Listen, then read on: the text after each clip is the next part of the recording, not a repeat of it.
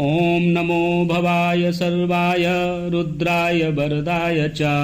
पशूनां पतये नित्यं उग्राय च कपर्दिने महादेवाय भीमाय त्र्यम्बकाय शिवाय च ईशानाय मखघ्नाय नमस्ते मखघातिने कुमारगुरवे नित्यं नीलग्रीवाय वेधसे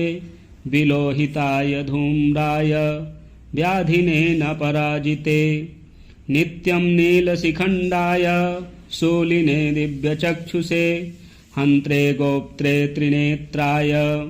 व्याघ्राय च सुरेतसे अचिन्त्याम्बिका भर्त्रे सर्वदेवस्तुताय च वृषभध्वजाय मुण्डाय जटिने ब्रह्मचारिणे तप्तमानाय सलिले ब्रह्मण्ड्यायार्जिताय च विश्वात्मने विश्वसृजे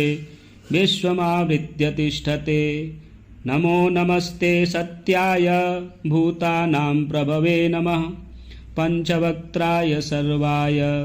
शंकराय शिवाय च नमोस्तु वाचस्पतये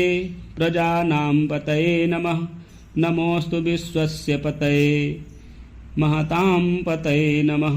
नमः सहस्रशीर्षाय सहस्रभुजमन्वये सहस्रनेत्रे पादाय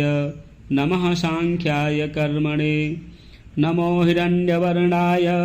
हिरण्यकवचाय च भक्तानुकम्पिने नित्यं सिद्ध्यतां नो वरः प्रभो एवं स्तुत्वा महादेवं वासुदेवं सहार्जुनः प्रसादयामास भवं तद्दासस्त्रोपलब्धये ॐ शान्तिः शान्तिः शान्तिः सदाशिवार्पणमस्तु।